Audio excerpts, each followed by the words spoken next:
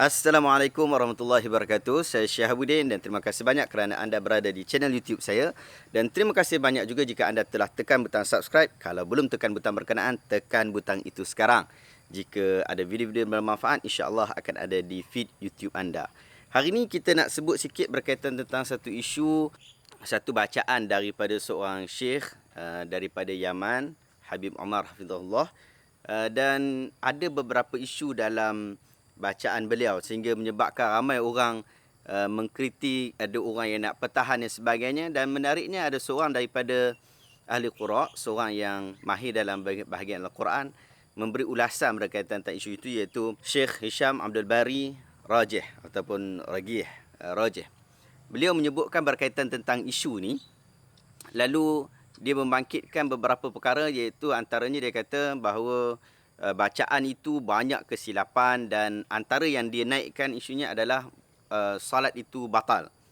So, sehingga menyebabkan ramai orang memberikan respon masing-masing.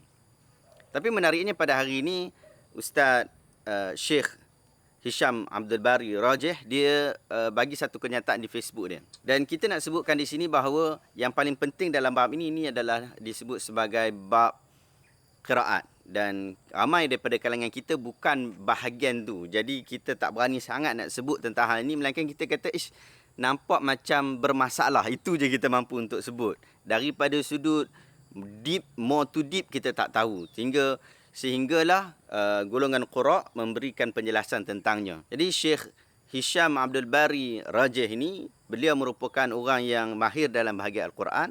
Lalu dia telah memberikan ulasan itu dan sebahagian kita bertaklid pada ulasan beliau. Dan kita sebenarnya tak ada masalah. Ada orang yang mungkin nak bertaklid pada pandangan daripada Syekh Hisham Abdul Bari, ataupun ada orang lain dia nak bertaklid pada pandangan-pandangan lain. Mungkin ada orang kata pandangan yang disebutkan oleh Syekh Hisham itu masuk akal. Dan ada yang mengatakan bahawa pendapat yang nak sokong bacaan Habib Omar itu adalah bacaan yang bagus, ataupun pandangan itu adalah pandangan yang lebih baik daripada pandangan Syekh Hisham, maka berlapang dada dalam bab ini adalah sangat bagus. Tapi yang saya nak highlight di sini, antara perkara yang sangat menarik yang Syekh Hisham cuba buat hujah di dalam posting Facebook beliau, ialah berkaitan tentang Habib Omar ataupun disebut Syekh ini, dia boleh sebut perkataan qaf pada waktu yang lain. Tetapi kenapa pada waktu solat dalam keadaan biasa dia tak nak sebut, dia tak nak baca huruf qaf itu, lalu dia baca dengan bacaan yang lain? Ada sebut jim, tapi saya dengar macam ga. Biasalah jim, biasanya qaf dengan ga lah. Orang Yaman ni biasa dia daripada qaf dia tukar kepada ga. Mustaqim jadi mustaqim. Nah, so itu yang menjadi polemiknya. Jadi Syekh Hisham kata bagaimana Habib Omar ni dia boleh sebut huruf qaf, tapi dia sengaja dia tak mau sebut huruf qaf, sedangkan dia tahu tentang perbezaan pendapat para ulama berkaitan tentang isu sah ke tak sah ni. Bila kita kan kefahamkan bahawa bila ada isu ia berkaitan sah ataupun tak sah, maka kita mesti ambil jalan selamat. Jadi kita kalau kata huruf qaf itu kalau dibaca dengan ga, tak sah solat. Ada pendapat kata tak sah, ada pendapat kata sah.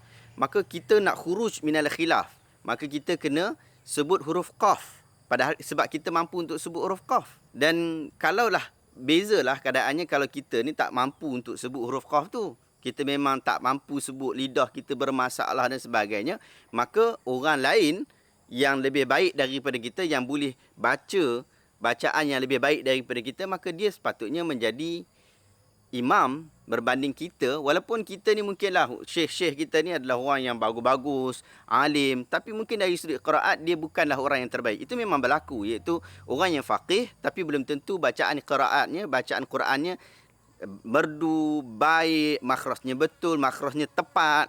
Itu belum tentu. Oleh sebab itu ada orang mungkin dia tak faqih sangat, dia tak pandai sangat, tapi bacaan Quran dia cukup bagus. Maka dia pastinya dia perlu didahulukan berbanding orang yang bacaan Qurannya tidak lebih bagus. Saya buat carian berkaitan tentang benarkah Habib Omar ni dia boleh sebut huruf qaf. Jom kita tengok video ini. Kita dengar bacaan Fatihah daripada beliau. Allahu Akbar, Allahu Akbar. Alhamdulillahi Rabbil Alamin, Ar-Rahmanir Rahim, Maliki Yawmiddin, وإياك نستعين اهدنا الصراط المستقيم. Dengar disebut ihdinas siratal mustaqim. Dia tak sebut ihdinas siratal mustaqim. Dia tak sebut yang tu, dia sebut mustaqim. Maksudnya dia memang boleh sebut huruf qaf. Dia bukan tak boleh sebut huruf qaf, tapi sengaja dia tak sebut huruf qaf. Jadi yang ni yang jadi isu yang sehingga Syekh Hisham cuba untuk betulkan. Dan saya rasa tak ada masalah untuk kita bersetuju dengan apa yang disebutkan oleh Syekh Hisham. Tapi menarik juga bila kita tengok, bila Syekh Hisham kritik berkaitan tentang solat tu sah atau tak sah. Ada pula lah geng-geng ni sebut kata dia nak pertahan juga Habib Omar ni walaupun salah. Dia nak pertahan juga, dia nak kata Syekh Hisham jangan sebut. Syekh Hisham ni orang qura', orang-orang mengaji Quran, orang-orang tajwid, orang-orang qiraat. Tak payahlah sebut bab ni. Sebab ini adalah untuk pembincangan orang syariah. Tapi dia tak tahu bahawa Syekh Hisham sendiri pun adalah daripada kuliah syariah. Dan ini sebenarnya perkara yang biasa berlaku. Kadang-kadang kita kenal orang itu sangat terkenal dari sudut hafalan Quran. Kita kenal dia daripada sudut fiqah. Tapi kita tak tahu juga latar belakang dia. Kadang-kadang dia mempunyai latar belakang yang kukuh dalam bahagian lain juga. Tapi biasalah orang bila nak sebut, nak mengata, dia akan cari jalan nak macam mana pun nak mengata juga.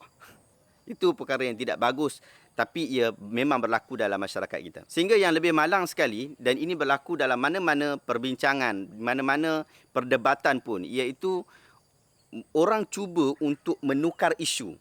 Daripada kita duk bincang pada isu kesilapan bacaan Al-Quran Habib Omar, sehingga orang kata, kamu ni nak kutuk Habib Omar lah, kamu nak kata keturunan Rasulullah lah.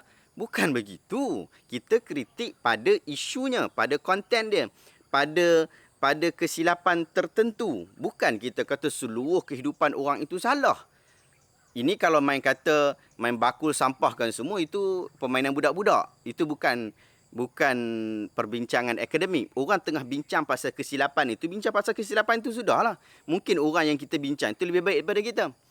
Sehingga ada orang kata ini nak mencerca keluarga Rasulullah dan sebagainya. Sebab tu Syekh Hisham sebut, dia kata bukan takat Habib Omar tu keluarga Rasulullah, aku pun keluarga Rasulullah. Dia itu sendiri daripada keturunan Rajih, bersambung keturunan dia dengan Sayyidina Husin radhiyallahu anhu. Jadi ini membawa maksud bukan dia nak kritik pada keluarga ataupun kepada ahli bait Rasulullah. Kalau kita kata ahli bait Rasulullah, dia pun ahli bait Rasulullah juga. Jadi dia nak kritik ahli bait dia sendiri. Buat apa? Tak ada kaitan. Dia sedang membincangkan isu. Jadi balik pada isu lah. Jangan duk keluar pada isu. Kita ni selalu macam tu. Orang kita selalu macam tu.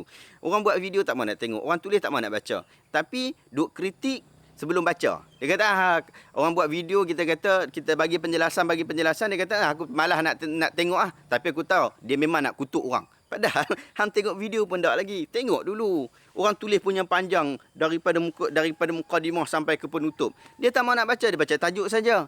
Kena tahu bahawa kebanyakan tajuk yang ada atas muka bumi ni banyaknya clickbait saja. Nak bagi orang baca. Tapi itulah, ada orang yang dah kena clickbait tapi tak mahu nak baca juga. Masalah juga kita tu. Tapi yang paling penting, yang paling best bila saya baca kenyataan daripada Syekh Hisham Abdul Bari Rajih. Dia sebut berkaitan tentang isu kebenaran mesti didahulukan. Walaupun orang tu paling bagus lah, martabat dia paling tinggi lah. Nak banding dengan kita ni yang amalan pun kurang.